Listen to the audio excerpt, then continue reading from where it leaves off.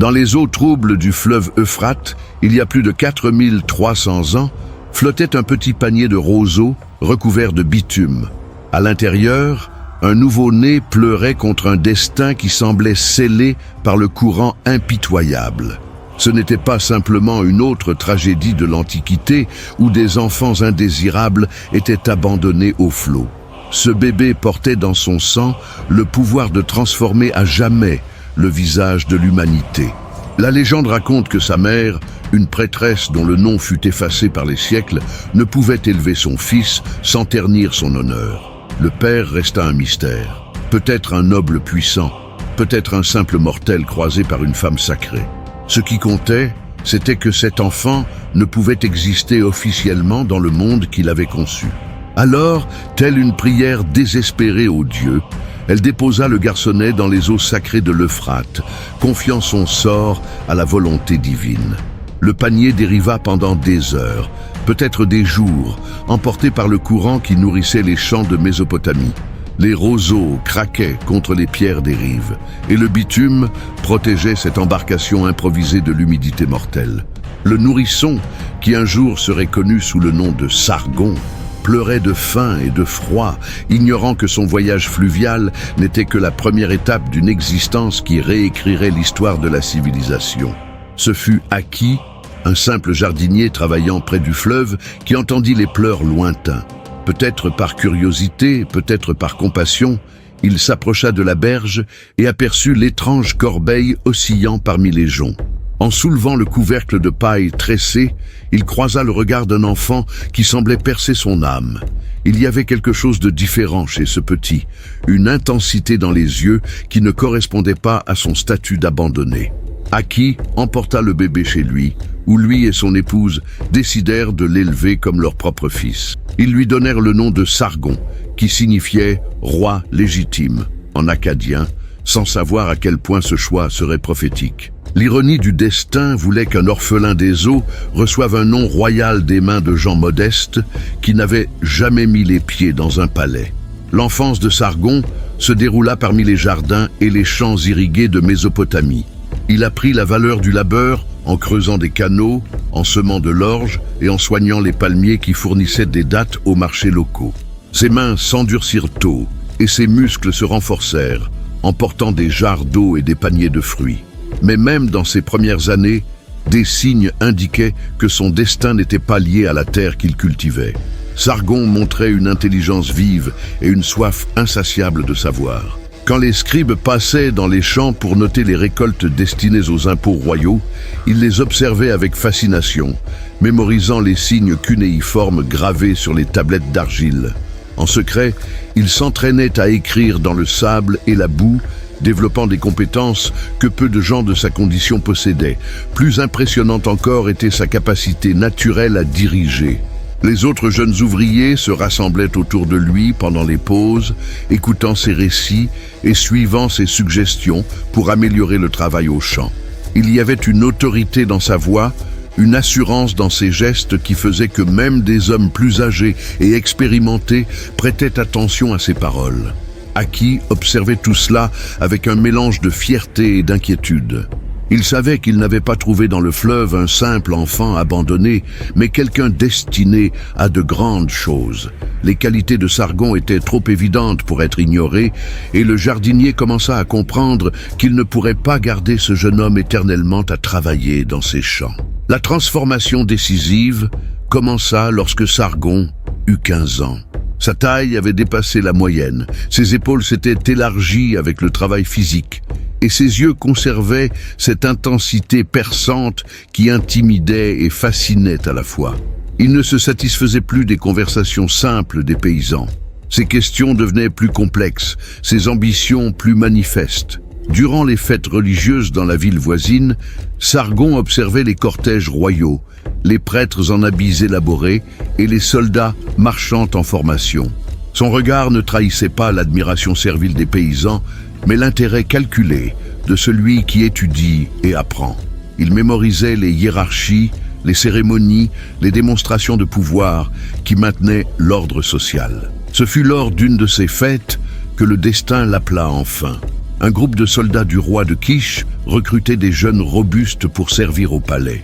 Ils cherchaient non seulement de la force, mais aussi de l'intelligence et de la loyauté. Quand leurs yeux se posèrent sur Sargon, ils virent exactement ce qu'ils recherchaient. Un jeune homme puissant, manifestement intelligent, avec l'humilité apparente de quelqu'un qui connaissait sa place dans la société. Aki sut que l'heure de la séparation était venue. Les larmes aux yeux, il bénit le jeune homme qu'il avait élevé comme un fils et le remit aux soldats royaux. Sargon quitta les champs qu'il connaissait depuis l'enfance, n'emportant que ses vêtements et les compétences qu'il avait acquises. Il ignorait qu'il ne reviendrait jamais le même homme, ni que son départ marquait la fin de sa vie de sujet et le début de son ascension vers le statut de plus grand conquérant que le monde eût jamais connu. Alors qu'il marchait vers la capitale de Kish, Sargon jeta un dernier regard à l'Euphrate, dont les eaux avaient déporté son panier de roseaux tant d'années auparavant. Ces mêmes eaux qui avaient failli l'emporter vers la mort reflétaient maintenant la lumière du soleil comme une route dorée menant à son destin. Il ne savait pas encore qu'il était destiné à dominer non seulement ces flots, mais tous les fleuves, montagnes et plaines, jusqu'aux confins du monde connu. Le palais de Kish s'élevait comme une montagne de briques et d'ambitions au cœur de la Mésopotamie. Ses murailles épaisses protégeaient non seulement des richesses matérielles, mais aussi les secrets du pouvoir qui régissait la vie de milliers de sujets. C'est dans ce labyrinthe de couloirs, de jardins suspendus et de salles du trône que Sargon fit ses premiers pas comme serviteur du roi Ur-Zababa, sans imaginer que quelques années plus tard, il siégerait sur ce même trône qu'il contemplait alors avec un respect servile. Sargon fut nommé échanson royal, une fonction qui semblait humble, mais comportait des responsabilités vitales. L'échanson ne se contentait pas de servir les boissons du roi, il goûtait chaque gorgée pour s'assurer qu'elle n'était pas empoisonnée. C'était un poste de confiance extrême, car la vie du monarque dépendait de la loyauté et de la vigilance de celui qui contrôlait son alimentation. Pour un jeune homme ayant grandi parmi les jardins et les champs, l'accès direct au roi représentait une opportunité extraordinaire d'observer et d'apprendre les rouages du pouvoir. Ur-Zababa était un roi expérimenté, mais ses forces commençaient à décliner. Ses cheveux grisonnants et sa posture voûtée révélaient des décennies de règne, mais aussi la fatigue de celui qui portait le poids de décisions déterminant la vie et la mort de son peuple. Il observait le nouvel échanson avec intérêt, remarquant l'intelligence vive derrière les gestes respectueux et l'humilité apparente. Il y avait quelque chose de particulier chez Sargon, une qualité indéfinissable qui le distinguait des autres serviteurs. Pendant des mois, Sargon remplit ses fonctions à la perfection. Il mémorisait les préférences du roi, anticipait ses besoins et manifestait une loyauté incontestable. Mais derrière le masque du serviteur dévoué, son esprit travaillait sans relâche, absorbant chaque détail de l'administration royale, chaque nuance des négociations diplomatiques, chaque stratégie militaire discutée lors des réunions du Conseil. Le palais grouillait d'intrigues politiques. Des nobles ambitieux chuchotaient dans les couloirs, ourdissant des alliances qui pouvaient les élever ou les détruire. Les prêtres rivalisaient d'influences religieuses qui se traduisaient en pouvoir temporel. Les généraux se disputaient des commandements militaires garantissant gloire et richesse. Sargon observait tout cela avec attention, apprenant que le pouvoir n'était pas seulement affaire de force brute, mais aussi de manipulation habile des ambitions et des peurs humaines. Peu à peu, Sargon commença à participer plus activement à la vie palatiale. Son intelligence et sa capacité d'analyse ne passèrent pas inaperçues, et Ur-Zababa se mit à le consulter sur des questions mineures d'administration. Le jeune échanson démontrait une compréhension instinctive des complexités politiques, proposant des suggestions révélant une vision stratégique surprenante pour quelqu'un de si humble origine. La transformation s'accéléra lorsque surgirent les premières menaces extérieures au royaume de Kish. Des tribus nomades attaquaient les frontières, interrompant les routes commerciales et pillant les villages voisins. Les généraux d'Ur-Zababa proposaient des solutions conventionnelles, envoyer des troupes repousser les envahisseurs et renforcer les défenses. Mais Sargon suggéra une approche différente, impliquant des alliances temporaires avec certaines tribus pour affaiblir les autres, démontrant une compréhension sophistiquée de la guerre psychologique. Ur-Zababa fut impressionné par cette stratégie et décida de l'appliquer. Le succès fut immédiat et décisif. Les tribus ennemies furent vaincues avec des pertes minimes pour Kish, et la réputation de Sargon au palais s'accrut exponentiellement. Les nobles qui l'ignoraient auparavant commencèrent à le solliciter pour des conseils. Les prêtres reconnurent son influence croissante sur le roi. Les généraux en vinrent à le respecter comme un stratège compétent. Mais le succès de Sargon suscita aussi jalousie et méfiance. Certains courtisans le virent comme une menace, un jeune ambitieux ayant gravi trop vite les échelons de la hiérarchie palatiale. Des rumeurs malveillantes circulèrent dans les couloirs, suggérant que l'Échanson manipulait le vieux roi à ses propres fins. Les graines de la conspiration furent semées par ceux qui redoutaient de perdre leurs privilèges au profit d'un nouveau venu. La situation atteignit un point critique quand des bruits coururent que Sargon projetait de s'emparer du trône. Il n'y avait aucune preuve concrète, seulement la paranoïa naturelle qui entoure tout centre de pouvoir. Ur-Zababa, influencé par les murmures des nobles, commença à voir son échanson de confiance avec suspicion. La proximité qui avait été un atout devint une source de tension. Le moment décisif arriva lors d'une réunion du Conseil royal. Une crise militaire exigeait une action immédiate, et les avis étaient partagés entre une réponse défensive prudente et une offensive audacieuse. Sargon, profitant de sa position unique de conseiller informel, présenta un plan combinant audace stratégique et pragmatisme politique. Sa proposition ne résoudrait pas seulement la crise militaire, mais renforcerait durablement la position de Kish dans la région. La brillance du plan était indéniable, mais elle révélait aussi un esprit stratégique surpassant celui du roi lui-même. Ur-Zababa comprit alors que son échanson était devenu plus qu'un serviteur. Il était devenu un rival potentiel. Cette réalisation terrifia le vieux monarque, qui vit en Sargon non seulement intelligence et loyauté, mais aussi ambition et capacité suffisante pour lui succéder. À partir de ce jour, la relation entre le roi et son échanson se détériora rapidement. Ur-Zababa commença à exclure Sargon des réunions importantes, à remettre en question ses suggestions et à l'entourer d'autres serviteurs qui faisaient office d'espions. Mais il était trop tard pour arrêter ce qui avait été mis en branle.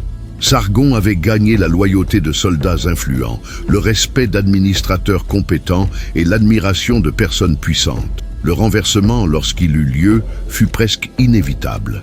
Ur-Zababa, dans un accès de paranoïa désespéré, tenta de se débarrasser de Sargon en ordonnant son arrestation sous de fausses accusations de trahison. Mais les soldats chargés de l'arrêter hésitèrent. Certains étaient des hommes que Sargon avait aidés à gravir les échelons.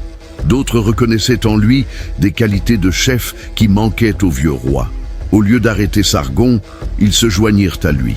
En une seule nuit, l'équilibre du pouvoir dans le palais de Kish bascula complètement.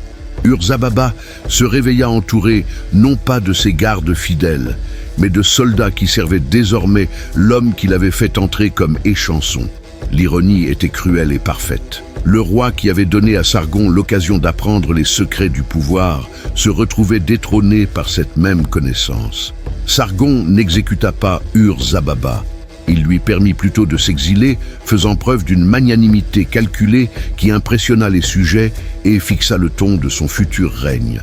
Il avait appris que la cruauté inutile créait des ennemis, tandis que la clémence stratégique générait loyauté et respect. Quand Sargon s'assit pour la première fois sur le trône de Kish, il réfléchit au parcours extraordinaire qui l'avait mené de ce panier de roseaux sur l'Euphrate au cœur du pouvoir mésopotamien. Mais ce n'était qu'un commencement. Le jeune homme qui avait servi du vin à un roi contemplait désormais des horizons bien plus vastes, rêvant de conquêtes qui transformeraient non seulement Kish, mais toute la civilisation connue. Le trône de Kish semblait trop petit pour contenir les ambitions de Sargon. Alors que d'autres rois se contentaient de gérer leurs territoires hérités, le jeune monarque regardait au-delà des frontières traditionnelles, voyant des opportunités là où d'autres ne voyaient que des obstacles infranchissables. Sa première grande épreuve en tant que conquérant viendrait d'un adversaire redoutable, Lugal-Zagési, le puissant roi d'Uruk, qui avait accompli ce que beaucoup jugeaient impossible, unifier les fières cités-États de Sumer sous son autorité. Lugal-Zagési n'était pas un roi ordinaire. Il avait passé des décennies à bâtir un empire grâce à une combinaison de diplomatie astucieuse et de forces militaires implacables. Sa réputation s'étendait à travers toute la Mésopotamie comme celle du roi des rois, l'homme qui avait dompté l'arrogance des Sumériens et forgé une unité politique sans précédent dans la région. Quand il regardait vers le nord et voyait un jeune usurpateur sur le trône de Kish, il ne voyait pas une menace, mais une opportunité d'étendre encore davantage son domaine. La guerre entre les deux rois était inévitable, mais peu s'attendaient à ce qu'elle se résolve rapidement. Les conseillers des deux camps prévoyaient un conflit long et épuisant, avec des batailles indécises qui saigneraient les ressources des deux royaumes. Lugal-Zagési avait l'avantage de l'expérience et des effectifs, commandant une armée éprouvée par des dizaines de campagnes et renforcée par les richesses accumulées de multiples cités conquises.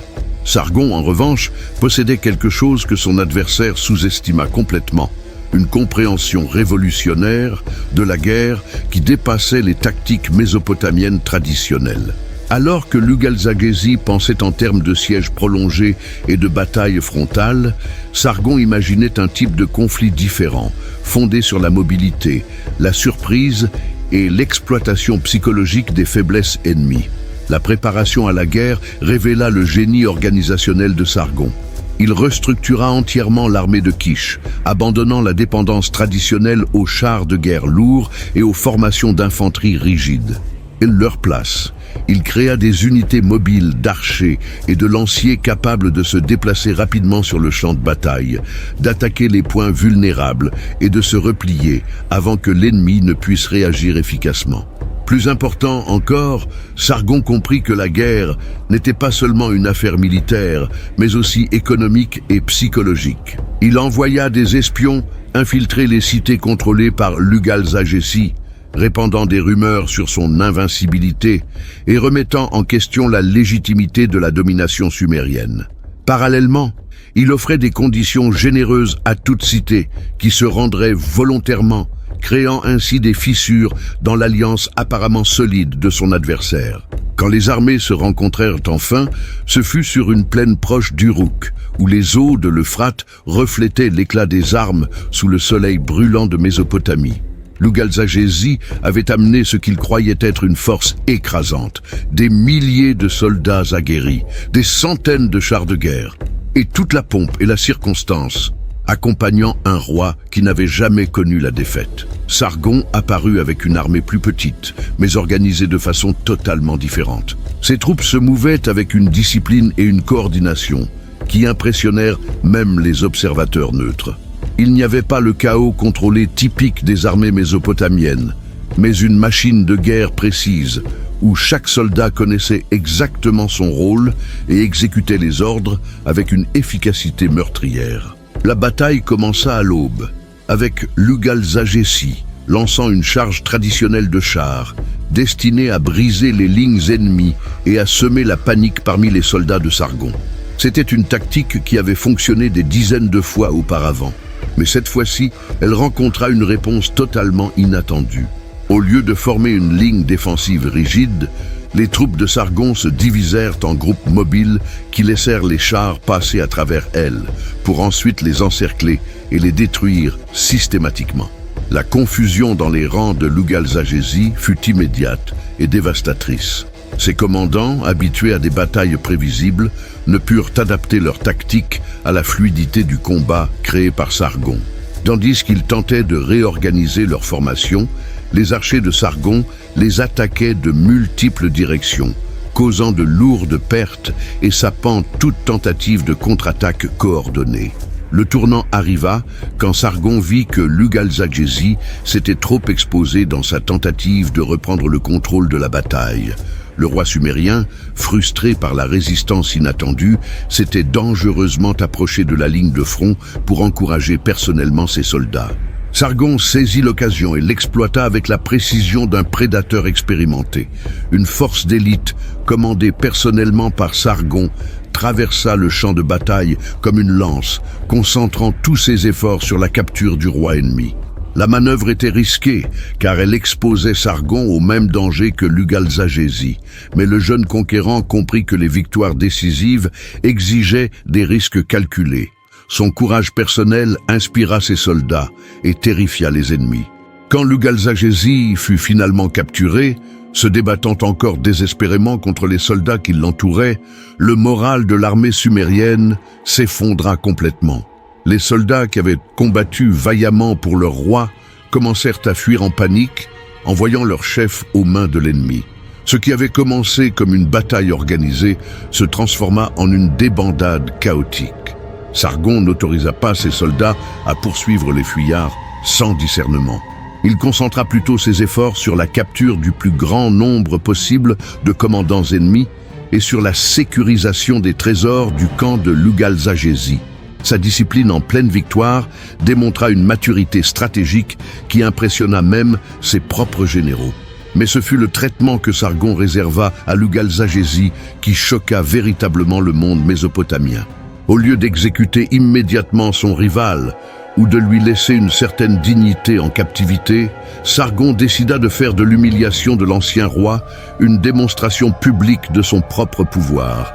Lugalza-Gézi fut enchaîné et forcé de marcher dans les rues de chaque cité qu'il avait gouvernée, exhibé comme un trophée vivant de la victoire de Sargon.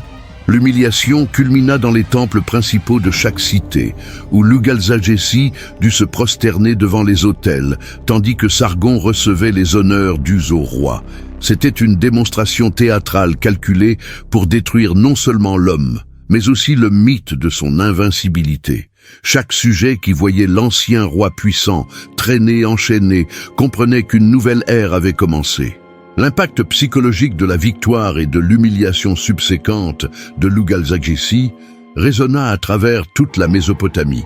Les rois qui avaient envisagé de défier le jeune conquérant de Kish repensèrent leur position. Les cités qui prévoyaient de résister commencèrent à envoyer des ambassadeurs offrant leur soumission. Le nom de Sargon se répandit comme un incendie, portant avec lui des récits de sa brutalité calculée et de son génie militaire. Mais pour Sargon, la victoire sur Lugalza-Gézi n'était que la première étape d'une ambition bien plus vaste. Alors qu'il contemplait son ennemi humilié sur les marches du temple d'Uruk, il imaginait déjà des conquêtes encore plus grandes.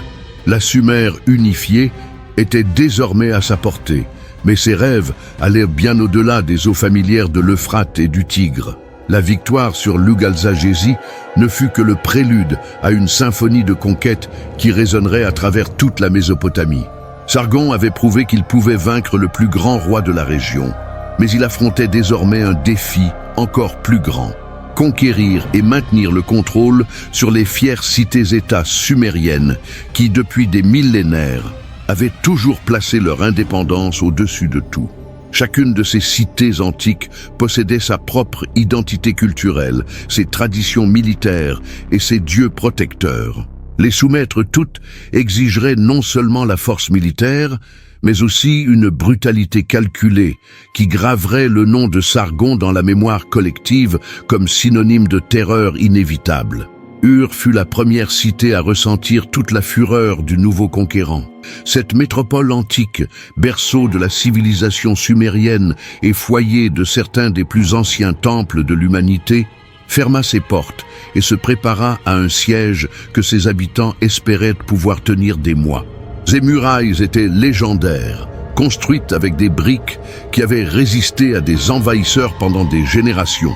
Ses greniers étaient pleins, ses puits profonds et sa population déterminée à défendre la liberté qu'elle considérait comme un droit divin. Sargon n'avait pas la patience pour les sièges prolongés. Il comprit que chaque jour passé devant les murailles d'une cité permettait aux autres de mieux se préparer à résister.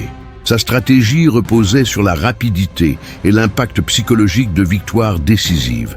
Quand ces machines de siège commencèrent à bombarder les murailles dures, ce ne fut pas seulement une démonstration de force militaire, mais une déclaration que les méthodes traditionnelles de guerre étaient devenues obsolètes. La chute dure fut plus rapide que quiconque ne l'avait imaginé possible. Les murailles qui semblaient imprenables s'effondrèrent sous le bombardement constant des catapultes de Sargon. Quand les premières brèches s'ouvrirent, ses troupes envahirent la cité comme une inondation destructrice, semant la terreur et la mort dans toutes les rues.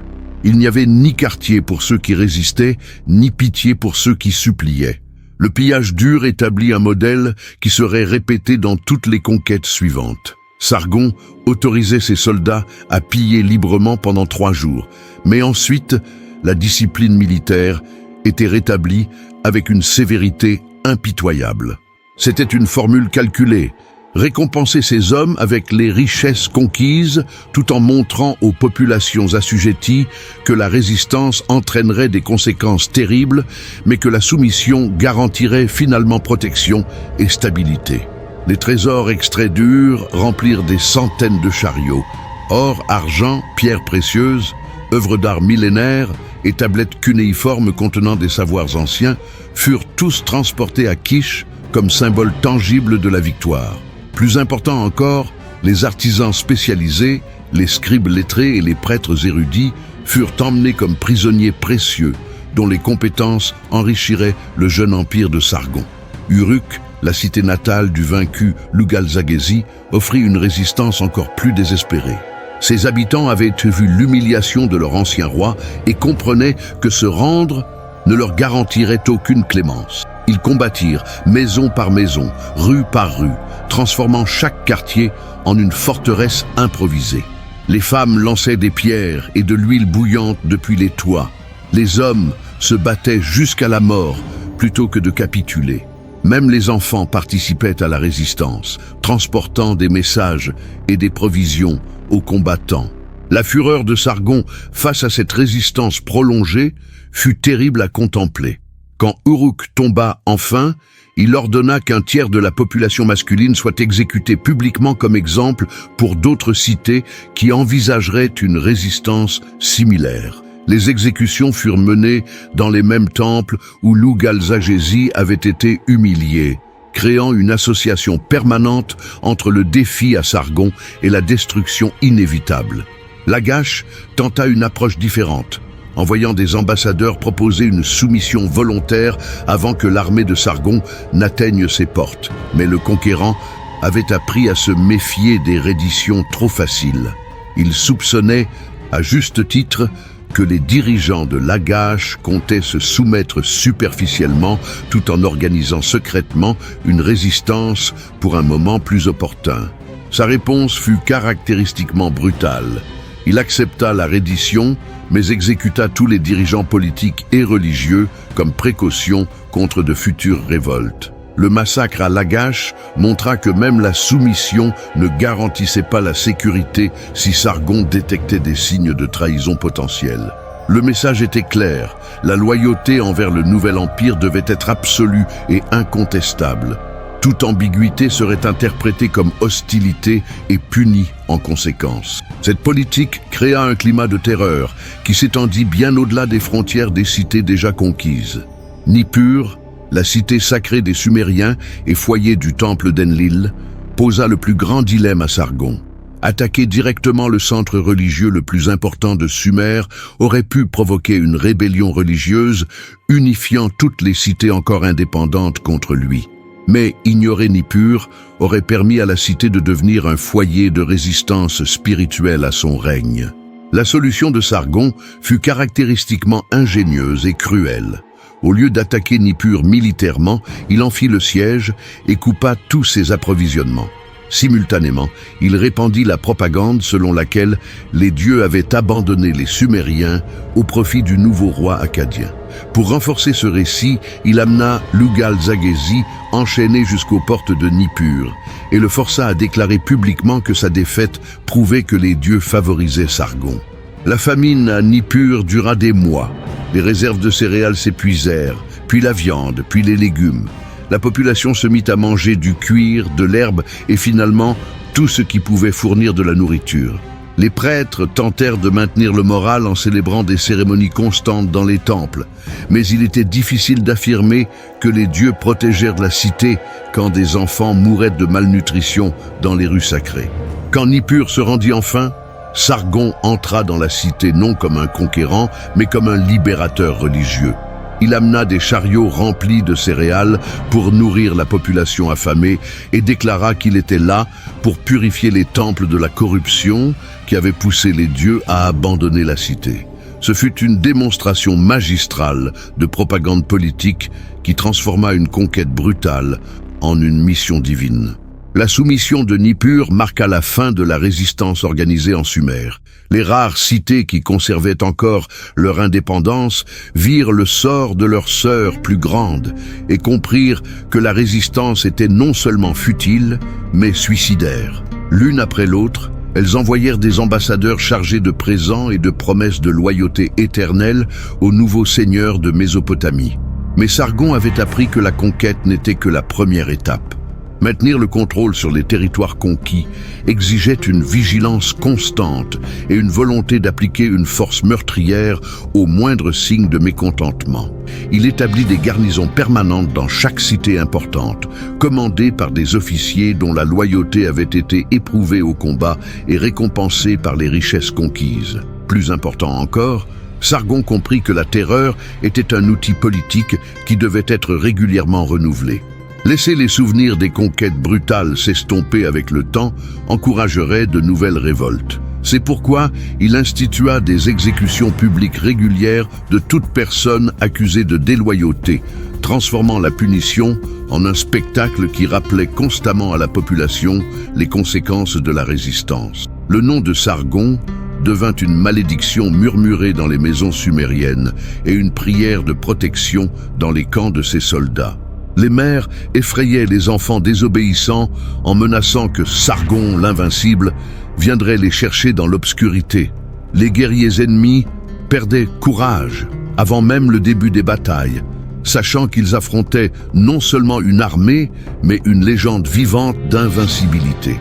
La transformation de la Mésopotamie sous le règne de Sargon fut complète et irréversible. Les anciennes rivalités entre cités-États furent remplacées par une hiérarchie rigide centrée sur sa personne. Les traditions militaires locales cédèrent la place aux méthodes de guerre akkadiennes. Les identités culturelles distinctes commencèrent à se dissoudre dans une culture impériale unifiée qui glorifiait la conquête et la soumission au pouvoir absolu. Sargon avait accompli ce qui semblait impossible. Unifié par la force, une région qui, pendant des millénaires, avait résisté à toute tentative de centralisation politique. Son succès ne reposait pas seulement sur la supériorité militaire, mais sur une compréhension profonde de la psychologie humaine et sur l'application calculée de la terreur comme instrument de gouvernement. La Sumer saigna, pleura, et finit par s'incliner devant l'homme qui était sorti des eaux de l'Euphrate pour réécrire les règles de la civilisation. La conquête de la Sumer ne fut qu'un apéritif, dans un banquet d'ambition qui s'étendait bien au-delà des horizons familiers de la Mésopotamie. Sargon regardait des cartes tracées sur des peaux de chèvre et imaginait non seulement les terres connues, mais aussi les mystères cachés aux confins du monde civilisé. Élam, avec ses montagnes riches en minerais précieux, la Syrie, avec ses routes commerciales reliant les continents, les lointaines côtes de la Méditerranée, d'où arrivaient des navires chargés de richesses venus de terres encore plus lointaines. Chacune de ces régions représentait non seulement une conquête militaire potentielle, mais une pièce du puzzle d'un empire englobant tous les coins connus de la terre. Élam fut la première cible de son expansion au-delà de la Mésopotamie traditionnelle. Ce pays montagneux, à l'est du Tigre, était resté indépendant pendant des siècles. protégée par ses montagnes escarpées et par la farouche détermination de ses habitants tribaux. Les Élamites étaient des guerriers endurcis, habitués à combattre sur des terrains difficiles et fiers de n'avoir jamais plié devant des conquérants étrangers. Leurs cités fortifiées nichaient dans des vallées protégées, apparemment inaccessibles à toute armée, ne connaissant pas intimement les secrets de leurs montagnes. Sargon prépara la campagne élamite avec le même soin méticuleux qui avait caractérisé ses conquêtes précédentes. Il envoya des espions déguisés en marchands pour cartographier les routes à travers les montagnes et identifier les factions politiques exploitables. Il découvrit que le royaume élamite était divisé entre plusieurs tribus rivales, chacune contrôlant différentes vallées et cols montagneux. La clé de la victoire ne serait pas la force brute, mais la capacité à exploiter ces divisions internes. La guerre en Élam fut différente de tout ce que Sargon avait affronté auparavant. Ces tactiques de champ ouvert, qui avaient décimé les armées des plaines mésopotamiennes, durent être adaptées aux combats en montagne, où la visibilité était limitée et le terrain favorable aux embuscades. Ces soldats, habitués aux batailles sur terrain plat, eurent d'abord du mal à s'adapter aux défis des pentes abruptes et des défilés étroits. Mais Sargon démontra une fois de plus son génie adaptatif. Au lieu d'imposer ses méthodes de guerre traditionnelles au nouvel environnement, il recruta des guides locaux parmi les tribus ennemies de ses cibles et modifia sa stratégie pour exploiter les avantages que le terrain montagneux offrait à un commandant avisé. De petits groupes de soldats d'élite furent entraînés au combat alpin, tandis que des unités plus importantes se concentrèrent sur le contrôle des cols stratégiques reliant les vallées élamites. La conquête de l'Élam prit 2 ans de campagne constante, mais lorsqu'elle prit fin, Sargon avait ajouté à son empire non seulement un nouveau territoire, mais aussi l'accès à des ressources minières qui transformeraient fondamentalement l'économie de son royaume. Les mines de cuivre et d'argent élamites fourniraient les métaux nécessaires pour équiper des armées encore plus grandes, tandis que les pierres précieuses, extraites de ces montagnes, financeraient des expéditions vers des terres encore plus lointaines. Plus important encore, la conquête de l'Élam établit Sargon comme quelque chose de plus qu'un roi mésopotamien régional. Il avait prouvé que son pouvoir pouvait s'étendre au-delà des frontières traditionnelles de la civilisation, assujettissant des peuples aux cultures et aux méthodes de guerre totalement différentes. Cette réputation d'invincibilité universelle attirerait à la fois des alliés opportunistes et des ennemis désespérés, élargissant exponentiellement l'échelle des conflits futurs. La Syrie présenta des défis totalement différents. Cette région était un mosaïque de cités-États commerciales, chacune contrôlant des segments essentiels des routes reliant la Mésopotamie à la Méditerranée et à l'Égypte. Contrairement aux Élamites guerriers ou aux Sumériens agriculteurs, les Syriens étaient surtout des marchands dont le pouvoir reposait sur la richesse accumulée et sur les alliances diplomatiques complexes bâties au fil des générations. Sargon reconnut que conquérir la Syrie exigerait une approche plus sophistiquée que la force brute ayant fonctionné ailleurs. Le commerce syrien était vital pour l'économie de tout le Proche-Orient, et son interruption prolongée aurait pu provoquer une coalition d'ennemis, incluant même des royaumes lointains dépendant des routes commerciales syriennes. La clé serait de conquérir rapidement, puis de rétablir le flux commercial sous contrôle akkadien. La campagne syrienne commença par une série de victoires rapides contre les cités moins défendues de la région. Sargon avait appris que, dans la guerre commerciale, la perception d'inévitabilité valait plus que la force militaire réelle. Chaque cité qui se rendait volontairement était traitée avec une clémence relative. Ses routes commerciales étaient rapidement rétablies, et ses marchands encouragés à poursuivre leurs activités sous protection akkadienne. Cette stratégie créa un effet domino psychologique qui se répandit à travers toute la Syrie. Les cités qui initialement comptaient résister commencèrent à recalculer le coût de l'opposition en voyant que la soumission anticipée entraînait un traitement préférentiel. La résistance s'effondra non par des batailles sanglantes, mais par une série de redditions calculées de marchands comprenant que la prospérité économique valait plus que l'orgueil politique.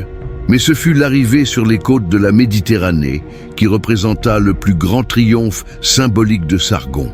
Quand ses soldats virent pour la première fois les eaux infinies s'étendant au-delà de l'horizon, beaucoup tombèrent à genoux, croyant être parvenus au bout du monde. Pour des hommes élevés dans les plaines arides de Mésopotamie, la mer représentait un mystère divin dépassant toute compréhension humaine. Sargon comprit immédiatement la portée du moment. Il avait conduit son armée littéralement jusqu'aux confins du monde connu, prouvant qu'il n'y avait aucune limite géographique à son pouvoir. Cette réalisation n'était pas seulement militaire, mais profondément psychologique et religieuse. Il n'était plus seulement un conquérant régional, mais quelqu'un dont la domination s'étendait du lever au coucher du soleil, une expression qui deviendrait centrale dans sa propagande impériale. Le contrôle des routes commerciales méditerranéennes transforma Akkad, la nouvelle capitale que Sargon avait construite, en un centre de richesse sans précédent dans l'histoire humaine. Or d'Égypte, bois du Liban, pourpre de Phénicie, tout affluait dans les coffres impériaux, finançant l'expansion continue de l'armée et la construction de monuments célébrant la grandeur akkadienne. Mais peut-être plus important que la richesse matérielle fut l'impact culturel de l'expansion impériale. Sargon avait créé, pour la première fois dans l'histoire, un système politique transcendant les limites tribales et régionales traditionnelles. Sujets élamites, sumériens, syriens et akkadiens servaient dans la même armée, travaillaient au même projet de construction et participaient à la même économie intégrée. La cité d'Akkad devint un microcosme de ce nouveau monde impérial. Ses rues grouillaient de marchands parlant des dizaines de langues différentes. Ces temples abritaient des dieux de toutes les cultures conquises, organisés en une hiérarchie reflétant la structure politique de l'Empire. Ces palais exposaient des trésors artistiques représentant la diversité culturelle de 3 continents. Sargon avait réussi à créer non seulement un empire, mais une nouvelle forme de civilisation. Sa capitale n'était pas simplement une grande cité, mais un symbole vivant de la capacité humaine à transcender les divisions traditionnelles grâce à la force unificatrice de la conquête organisée. Akkad incarnait la concrétisation d'une vision impériale qui transformerait à jamais le concept de pouvoir politique dans l'Antiquité. Quand Sargon contemplait sa capitale du haut de son palais, voyant les caravanes arriver de toutes les directions et les navires accostés aux quais artificiels construits le long des canaux reliés à l'Euphrate, il pouvait affirmer à juste titre qu'il avait créé quelque chose de véritablement nouveau dans l'expérience humaine. Non pas seulement un royaume plus vaste, mais une forme complètement différente d'organiser la civilisation qui servirait de modèle à tous les conquérants futurs. Le pouvoir transforma Sargon d'une manière qu'il n'avait pas entièrement anticipée. Chaque victoire, chaque cité conquise, chaque trésor ajouté au coffre d'Akkad contribua à une métamorphose qui dépassait le politique pour entrer dans le domaine du divin. Il ne suffisait plus d'être le roi le plus puissant du monde connu. Sargon comprit que la pérennité de son empire dépendait d'établir une légitimité allant au-delà de la simple force militaire. Il devait devenir non seulement un conquérant, mais une manifestation de la volonté divine sur terre. La proclamation de Sargon comme roi des 4 coins du monde ne fut pas simplement une extension des titres royaux traditionnels, mais une déclaration théologique révolutionnaire. Les 4 coins représentaient la totalité de l'existence terrestre, des montagnes de l'Est aux eaux de l'Ouest, des terres glacées du Nord aux déserts ardents du Sud. En revendiquant la domination sur toutes ces directions, Sargon déclarait essentiellement que son autorité coïncidait avec la création elle-même. Cette transformation du roi en Dieu vivant exigea une réorganisation complète de la mythologie mésopotamienne traditionnelle. Sargon ne pouvait pas simplement affirmer sa divinité sans fournir un récit théologique expliquant comment un homme né dans l'humilité avait atteint une telle position exaltée. La solution fut à la fois ingénieuse et blasphématoire, selon les normes traditionnelles. Il réécrivit sa propre histoire d'origine pour y intégrer des éléments d'intervention divine directe. La légende du bébé dans le panier de roseaux fut élaboré et mythologisé jusqu'à devenir un récit de prédestination divine. Ce n'était plus simplement une histoire d'abandon et de sauvetage humain, mais une allégorie montrant que les dieux avaient choisi Sargon, avant même sa naissance, pour accomplir leur dessein sur terre. L'Euphrate devint un agent de la volonté divine, portant le futur empereur jusqu'aux mains de ceux qui l'élèveraient pour son destin grandiose. Les prêtres d'Akkad, dont beaucoup avaient été transférés de temples conquis et avaient le peu de raison de contester le récit officiel, développèrent des cérémonies élaborées célébrant la nature divine de Sargon. Des rituels quotidiens étaient accomplis dans les temples principaux de la capitale, où de l'encens brûlait constamment devant des statues de l'empereur Dieu, et des prières étaient offertes pour demander sa protection et sa bénédiction à l'Empire. Plus impressionnant encore fut la manière dont Sargon intégra sa divinité personnelle aux traditions religieuses des cultures conquises. Au lieu d'imposer une théologie akkadienne uniforme à tout l'Empire, il permit à chaque région de développer ses propres interprétations de sa nature divine, pourvu que ces interprétations renforcent son autorité politique suprême. Pour les Sumériens, il devint une manifestation de Marduk. Pour les Élamites, une incarnation de leur dieu montagnard. Pour les Syriens, un avatar des divinités commerciales protégeant les routes caravaniques. Cette flexibilité théologique n'était pas seulement du pragmatisme politique, mais une compréhension sophistiquée du fonctionnement de la religion comme outil de contrôle social. Sargon reconnut que les gens accepteraient plus facilement sa divinité si elle pouvait s'intégrer à leurs propres traditions spirituelles existantes plutôt que de les remplacer complètement. Le résultat fut une forme de syncrétisme religieux qui renforça, au lieu d'affaiblir, sa position impériale. Les temples dédiés à Sargon de son vivant devinrent des centres non seulement de culte, mais aussi d'administration impériale. Les prêtres qui y servaient agissaient aussi comme des fonctionnaires du gouvernement, percevant les impôts, enregistrant les naissances et les décès, et rendant la justice au nom de l'empereur Dieu. Cette fusion du sacré et du séculier créa un système de gouvernement à la fois bureaucratique et mystique. La propagande émanant de ces centres religieux administratifs était d'une sophistication dépassant tout ce que le monde antique avait vu auparavant. Des hymnes composés en l'honneur de Sargon étaient chantés lors de festivals publics, créant une culture populaire célébrant ses conquêtes et sa nature divine.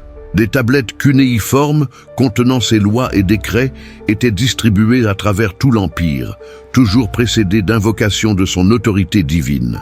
Plus important encore, Sargon comprit que sa divinité devait être démontrée par des œuvres dépassant les capacités humaines normales. Les projets de construction entrepris durant son règne n'étaient pas simplement fonctionnels, mais conçus pour inspirer admiration et crainte, renforçant sa nature surnaturelle. Palais aux salles de dimensions impossibles, jardins suspendus défiant la nature, temples dont la grandeur éclipsait tout ce qui avait été construit auparavant. Le palais principal d'Akkad devint une merveille architecturale, servant de preuve physique de la divinité de Sargon. Ces murs étaient couverts de bas-reliefs représentant ses conquêtes, non comme de simples événements historiques, mais comme des épisodes d'une épopée divine où Sargon apparaissait entouré de symboles célestes et assisté de créatures mythiques. Les visiteurs venus de terres lointaines repartaient chez eux avec des récits d'un éclat dépassant l'expérience humaine ordinaire. La cour impériale fut transformée en une institution fonctionnant à la fois comme gouvernement et comme théâtre religieux. Chaque apparition publique de Sargon était chorégraphiée comme une manifestation divine. Ses vêtements intégraient des symboles sacrés de toutes les cultures de l'Empire. Son langage corporel et ses paroles étaient soigneusement modulés pour projeter une autorité semblant transcender l'humanité commune. Les ambassadeurs étrangers venus négocier avec Sargon rapportaient des expériences les laissant psychologiquement transformés. Rencontrer l'empereur Dieu n'était pas simplement une réunion diplomatique, mais une expérience religieuse, les amenant à remettre en question leurs propres croyances sur les limites du pouvoir humain. Beaucoup retournaient dans leur royaume comme des convertis involontaires au culte de Sargon. L'institution de festivals réguliers célébrant Sargon créa un calendrier religieux renforçant rythmiquement sa divinité tout au long de l'année. Ces festivals n'étaient pas de simples célébrations, mais des démonstrations élaborées de pouvoir impérial, combinant éléments de culte religieux, propagande politique et divertissement populaire. Toute la population de l'Empire participait, créant une expérience partagée renforçant les liens psychologiques avec l'empereur Dieu. Peut-être l'aspect le plus révolutionnaire de la divinité de Sargon fut la manière dont elle dépassa les limites traditionnelles de la mortalité royale. Les rois précédents avaient tiré leur autorité de mandats divins, mais restaient fondamentalement humains. Sargon avait accompli quelque chose de différent, une fusion de l'humain et du divin créant une nouvelle catégorie d'existence politique. Il n'était plus un homme gouvernant par permission des dieux, mais un dieu ayant choisi de régner sous forme humaine. Cette transformation eut des implications profondes pour la nature du pouvoir impérial. Remettre en question Sargon n'était plus simplement une trahison politique, mais un blasphème religieux. Lui désobéir n'était pas seulement une rébellion, mais un péché. Son empire n'était pas maintenu seulement par la force militaire, mais par la dévotion religieuse qu'il avait su inspirer chez des sujets croyant sincèrement servir une divinité vivante. Quand Sargon contemplait son empire du trône divin à Akkad, entouré d'encens et d'adoration, il avait accompli ce qu'aucun homme avant lui n'avait imaginé possible. La transformation complète de lui-même, d'un mortel abandonné en un dieu incarné, créant une forme de pouvoir transcendant les limites politiques traditionnelles pour entrer dans le domaine de l'absolu sacré. Le prix de la divinité était une vigilance éternelle. Chaque matin, Sargon se réveillait non seulement comme empereur du plus grand royaume que le monde eût connu, mais comme la cible de conspirations fermentant dans chaque cité conquise, chaque palais de gouverneur provincial, chaque temple où des prêtres murmuraient sur les temps d'avant la domination akkadienne. L'empire qu'il avait forgé avec sang et terreur restait uni par une combinaison de peur, d'admiration et de force militaire constante. Mais ces mêmes fondations contenaient les germes de leur propre instabilité. Les premières rébellions commencèrent presque immédiatement après les conquêtes initiales, comme si la résistance était une force naturelle surgissant automatiquement contre toute tentative de centralisation politique. En Sumer, où l'orgueil culturel allait plus profond que la peur de la rétorsion, des groupes clandestins de nobles et de prêtres commencèrent à s'organiser secrètement, planifiant des soulèvements simultanés capables de dépasser la capacité militaire de Sargon à répondre efficacement. La première grande rébellion éclata à Ur, où les descendants de l'ancienne aristocratie avaient réussi à maintenir leur influence grâce à des alliances matrimoniales soigneusement planifiées et au contrôle économique de secteurs importants de l'économie locale. Ils avaient passé des mois à recruter du soutien parmi les artisans et les marchands qui avaient prospéré avant la conquête akkadienne et se voyaient maintenant réduits par le nouvel ordre impérial. Le soulèvement d'Ur fut planifié pour coïncider avec l'absence de Sargon, qui menait une campagne à la frontière élamite. Les rebelles pensaient que les gouverneurs provinciaux akkadiens n'auraient ni l'autorité ni le courage de réagir sans l'approbation directe de l'empereur. C'était un calcul raisonnable, fondé sur la connaissance des bureaucraties traditionnelles, mais qui sous-estimait complètement l'efficacité du système de commandement que Sargon avait mis en place. La réponse fut rapide et brutale. Les gouverneurs akkadiens avaient reçu l'autorité préalable de traiter les rébellions par tous les moyens nécessaires, et ils l'exercèrent sans hésitation. Des troupes d'élite stationnées stratégiquement dans toute la région convergèrent vers Ur en quelques jours, encerclant la cité avant que la rébellion ne puisse s'étendre à d'autres localités. Le siège dura moins d'une semaine. Quand Ur fut reconquise, Sargon appliqua une politique de représailles qui devint son modèle standard pour traiter les rébellions futures. Il n'exécuta pas tous les rebelles, ce qui aurait pu créer des martyrs et inspirer davantage de résistance. Il sélectionna soigneusement les meneurs pour des exécutions publiques, déporta les familles influentes vers des régions éloignées de l'Empire où elles n'avaient pas de liens locaux, et redistribua leurs propriétés à des colons akkadiens loyaux. Cette combinaison de terreur sélective et de réingénierie démographique se révéla d'une efficacité dévastatrice. Les exécutions fournissaient le spectacle de la rétribution maintenant les autres rebelles potentiels dans la crainte, tandis que les déportations brisaient les réseaux sociaux, rendant la résistance organisée possible. Les nouveaux colons acadiens servaient de population de base loyale, signalant tout signe de mécontentement futur. Mais les rébellions à Ur ne furent que le début. La nouvelle de l'insurrection, même échouée, se répandit à travers tout l'Empire comme une étincelle dans de la paille sèche, inspirant des soulèvements similaires dans des dizaines d'autres cités. Chaque région développa ses propres variantes de résistance, fondées sur les traditions culturelles locales et les opportunités géographiques spécifiques. En Elam, les rébellions prirent la forme d'une guérilla dans les montagnes, où des tribus s'étant soumises superficiellement, commencèrent à attaquer les caravanes impériales et les garnisons isolées. Les Élamites utilisèrent leur connaissance supérieure du terrain montagneux pour mener une campagne d'usure, drainant les ressources militaires acadiennes, sans jamais offrir de cible définie pour des représailles massives. Sargon répondit aux guérillas élamites en développant les premières campagnes anti-insurrectionnelles de l'histoire militaire. Il établit un réseau de petits forts bien défendus le long des principales routes commerciales, chacun équipé de détachements de cavalerie légère, spécialement entraînés pour poursuivre les raiders en terrain difficile. Plus important encore, il mit en place un système de récompense encourageant les tribus élamites loyales à traquer les rebelles d'autres tribus. En Syrie, les rébellions prirent une nature plus économique, avec des marchands organisant des boycotts coordonnés des produits acadiens et redirigeant les routes commerciales pour éviter les cités contrôlées par l'Empire. Cette forme de résistance était particulièrement dangereuse car elle érodait la base économique du pouvoir impérial sans fournir de cibles militaires claires pour des représailles. La réponse de Sargon au boycott syrien démontra sa compréhension sophistiquée de la guerre économique. Au lieu de tenter d'imposer la participation au commerce acadien par des mesures punitives, il créa des incitations rendant la coopération plus lucrative que la résistance.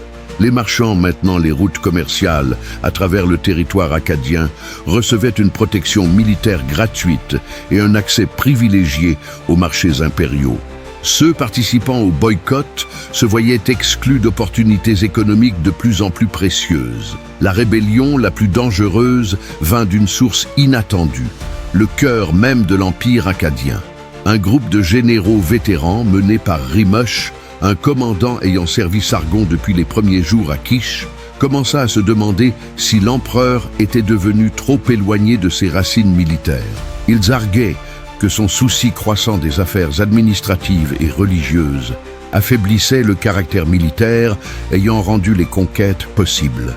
Cette rébellion militaire différait de toutes les autres car ses meneurs comprenaient intimement les méthodes et les faiblesses du système militaire acadien.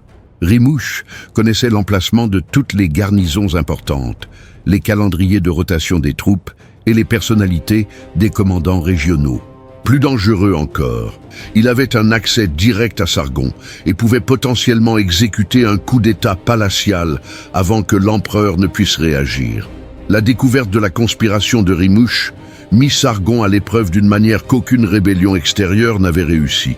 Ce n'était pas simplement le cas de sujets conquis résistant à la domination étrangère, mais celui de ses propres compatriotes et compagnons d'armes remettant en question son leadership. La trahison le blessa profondément, le forçant à affronter la possibilité que son succès ait créé des distances psychologiques entre lui et les hommes ayant rendu ses conquêtes possibles. La purge qui suivit fut impitoyable, même selon les critères de Sargon. Rimush et ses complices furent exécutés non lors de cérémonies publiques, mais lors de séances privées où leurs morts purent être prolongées et élaborées. Sargon voulait qu'elles servent d'exemple personnel pour quiconque gardait encore accès à lui. Simultanément, il réorganisa complètement la structure de commandement militaire, promouvant des officiers plus jeunes dont la loyauté n'était pas compliquée par la nostalgie des premiers jours de conquête.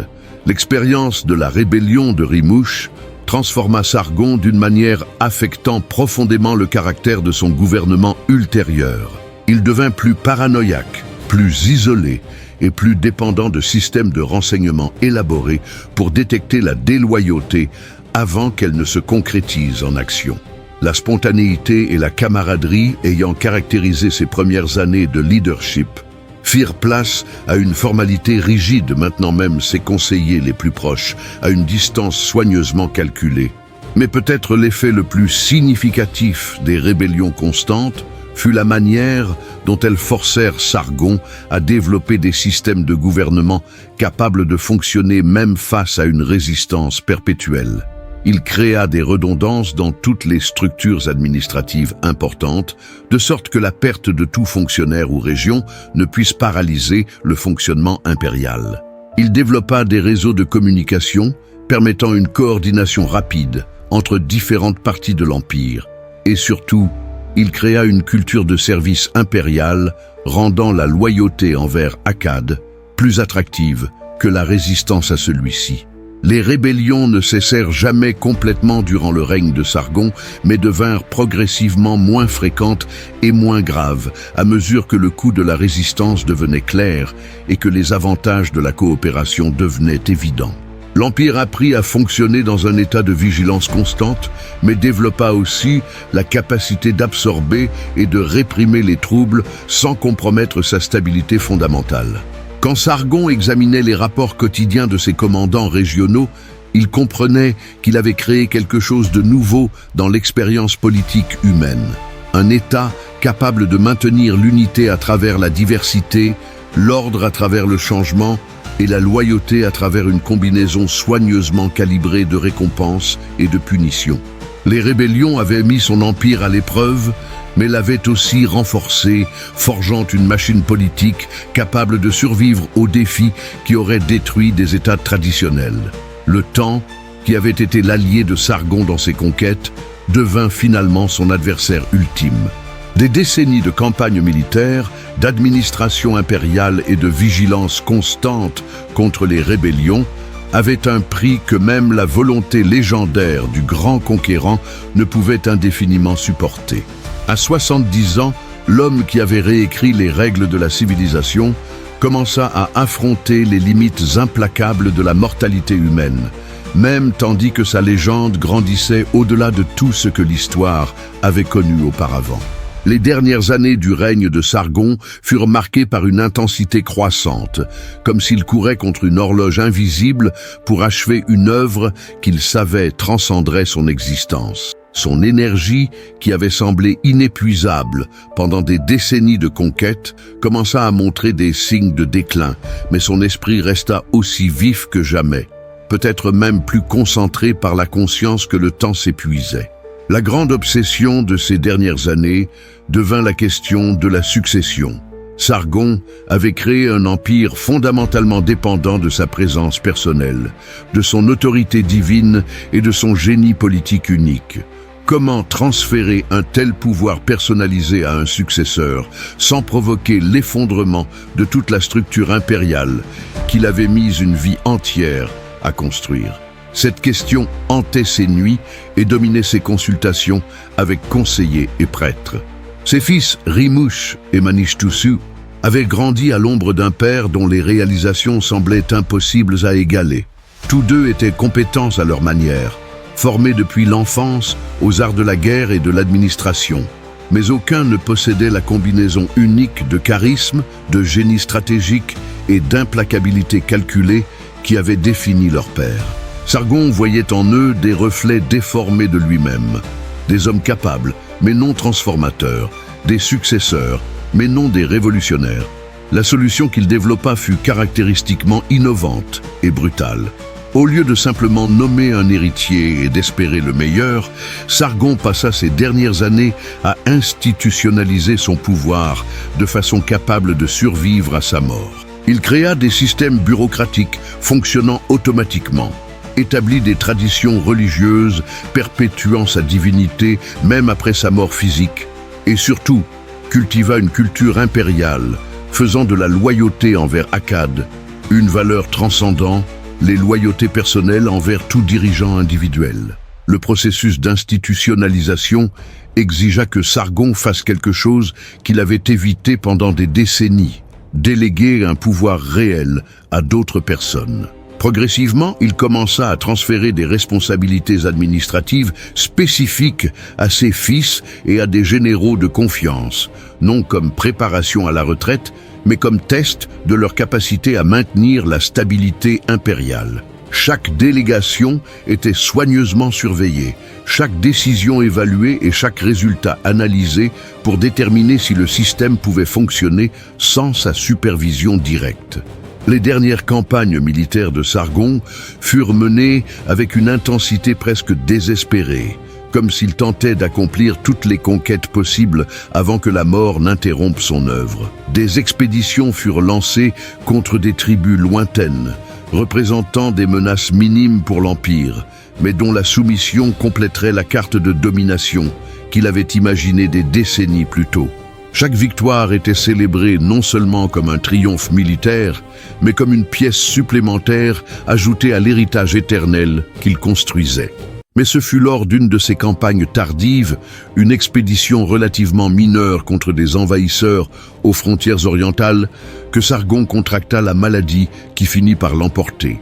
Le mal commença comme une simple fièvre, du type qui avait tourmenté les soldats pendant des générations, mais son corps vieillissant ne put la combattre avec la même efficacité qu'à sa jeunesse.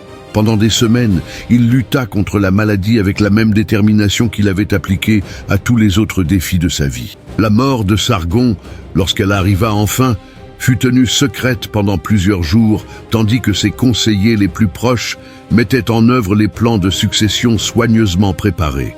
Son corps fut transporté à Akkad dans une procession ressemblant plus à une campagne militaire qu'à des funérailles, avec des troupes d'élite escortant l'empereur défunt à travers les cités qu'il avait conquises des décennies auparavant. Les funérailles de Sargon furent un événement dépassant les cérémonies traditionnelles de la royauté mésopotamienne. Pendant des semaines, des délégations arrivèrent de tous les coins de l'Empire et de royaumes au-delà de ses frontières, apportant des présents et des hommages à l'homme qui avait redéfini le concept de pouvoir politique. L'événement fut à la fois une célébration de sa vie, une démonstration de l'étendue de son empire et une déclaration de continuité assurant aux observateurs qu'Akkad resterait forte même sans son fondateur. Rimush monta sur le trône comme prévu, mais affronta presque immédiatement les prédictions pessimistes sur la pérennité de l'empire akkadien sans Sargon. Des rébellions éclatèrent dans des régions restées tranquilles pendant des décennies, comme si la mort du conquérant originel avait brisé un sort maintenant la résistance endormie. Des cités sumériennes déclarèrent leur indépendance. Des tribus élamites descendirent des montagnes pour attaquer des garnisons akkadiennes, et même certaines provinces syriennes commencèrent à remettre en question leur loyauté envers l'Empire. Rimush répondit à ces défis avec compétence, mais non avec le génie transformateur qui avait caractérisé son père. Il parvint à réprimer les rébellions et à maintenir l'intégrité territoriale de l'Empire, mais au prix de ressources énormes et avec des méthodes brutales, sans être stratégiquement inspiré. Sous son règne, l'Empire akkadien continua d'exister, mais commença à montrer des signes de rigidité et de paranoïa qui finiraient par conduire à son déclin. Manishtusu, qui succéda à Rimush après sa mort, affronta des défis encore plus grands. L'Empire était devenu une structure administrative massive, exigeant des ressources constamment croissantes pour son entretien. Mais les conquêtes ayant financé l'expansion initiale s'épuisaient. De nouvelles expéditions militaires produisaient des rendements décroissants, tandis que les coûts de maintien des garnisons et des bureaucraties sur de vastes territoires continuaient d'augmenter. Le déclin de l'Empire akkadien après la mort de Sargon ne fut ni dramatique ni soudain, mais progressif et inexorable. Comme une construction architecturale conçue par un génie, mais entretenue par des artisans compétents sans être inspirés, elle commença à montrer des fissures s'élargissant graduellement jusqu'à compromettre l'intégrité structurelle de tout le système. Mais même tandis que l'empire politique bâti par Sargon commençait sa lente désintégration, sa légende continuait de croître. Des récits de ses conquêtes se répandirent bien au-delà des frontières de ses territoires d'origine, évoluant et s'enrichissant à mesure qu'il passait de génération en génération. Chaque culture, entendant ces histoires, les adaptait à ses propres traditions, mais toutes conservaient les éléments essentiels. Un homme d'origine humble, devenu le plus grand conquérant de l'histoire. Les échos de la légende de Sargon résonnèrent à travers les siècles, inspirant des conquérants vivant longtemps, après que son empire ne fut plus qu'un souvenir. Alexandre le Grand étudia ses méthodes militaires et imita ses techniques d'intégration culturelle. Les empereurs romains se voyaient comme ses successeurs spirituels, souverains d'empire, transcendant les limites tribales traditionnelles. Même des chefs, n'ayant jamais entendu son nom directement, furent influencés par des innovations tactiques et stratégiques remontant à ses campagnes. Plus profondément encore, Sargon avait établi un modèle psychologique pour le pouvoir impérial qui devint fondamental pour l'expérience politique humaine. L'idée qu'un seul individu puisse légitimement gouverner des peuples divers par une combinaison de forces militaires, de compétences administratives et d'autorités charismatiques devint une aspiration façonnant les ambitions des dirigeants pendant des millénaires. Les archéologues ayant fouillé les ruines d'Akkad des millénaires plus tard trouvèrent des preuves physiques de l'empire de Sargon, mais découvrirent aussi quelque chose de plus significatif, des indices qu'il avait créé non seulement un système politique, mais une forme de conscience impériale transcendant les limites de son propre temps et lieu. Des inscriptions en des dizaines de langues différentes célébraient ses conquêtes, montrant que son influence avait imprégné des cultures ayant conservé leur identité même sous domination akkadienne. La véritable mesure de l'éternité de Sargon ne résidait pas dans les territoires qu'il avait conquis ou les richesses qu'il avait accumulées, mais dans la transformation permanente qu'il avait causée dans la compréhension humaine des possibilités du pouvoir politique. Avant lui, le leadership avait été essentiellement tribal ou local. Après lui, l'imagination humaine s'était élargie pour inclure la possibilité d'un empire universel, d'une gouvernance transcendante et d'une autorité dérivant non seulement de la tradition ou de la force, mais d'une vision transformatrice. Quand les historiens modernes étudient l'héritage de Sargon, ils voient en lui non seulement le premier grand conquérant de l'histoire, mais le premier homme ayant réussi à imaginer et à mettre en œuvre une forme d'organisation humaine dépassant les limites, ayant défini l'expérience politique pendant des milliers d'années. Son empire put décliner et tomber, mais la possibilité qu'il avait démontrée que les êtres humains pouvaient créer des structures politiques limitées seulement par leur imagination et leur volonté devint une part permanente de la conscience humaine. Le petit garçon ayant flotté dans un panier de roseaux sur l'Euphrate était devenu quelque chose qui transcendait la mortalité. Une idée, une possibilité, une expansion permanente du potentiel humain inspirant et défiant les dirigeants à travers toute l'histoire ultérieure. Sargon avait atteint la véritable immortalité non par une intervention divine, mais par la création d'une vision assez grande pour survivre à toute vie individuelle ou structure politique. Dans tout empire ultérieur, dans toute conquête unissant des cultures distinctes, dans tout dirigeant rêvant d'unifier des peuples divers sous une seule vision, le fantôme de Sargon pouvait être aperçu. Il était devenu le premier homme à démontrer que les limites de l'organisation politique humaine n'étaient pas fixées par la nature ou la tradition, mais étaient en réalité des frontières pouvant être franchies par une combinaison de génie militaire, de compétences administratives et surtout par la volonté d'imaginer des possibilités n'ayant jamais existé auparavant. Telle était la véritable éternité de Sargon. Non la préservation de son empire spécifique, mais l'expansion permanente des possibilités humaines que sa vie avait réalisées. Il avait pris l'imagination politique de l'humanité et l'avait étirée au-delà de tout ce qui avait été conçu auparavant, créant un modèle de grandeur qui inspirerait et guiderait conquérants, empereurs et visionnaires pendant tous les millénaires à venir. Si vous avez aimé cette histoire, abonnez-vous à la chaîne, mettez un j'aime et laissez votre commentaire. C'est la chaîne Empereur. À la prochaine.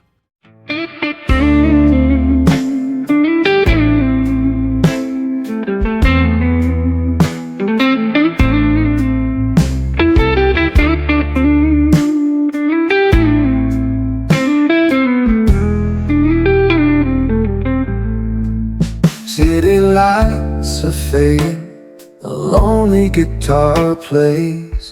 Another day is gone, lost in a memory haze. Got a heavy heart, can't find no peace of mind.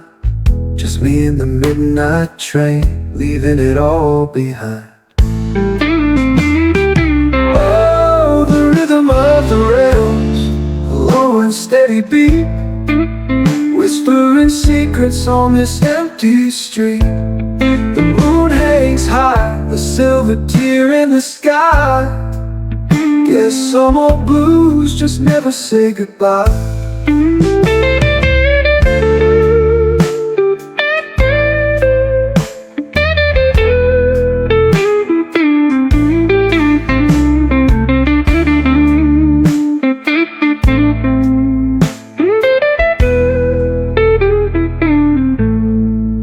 Used to walk these sidewalks, holding on to your hand. Now it's just a ghost story in this tired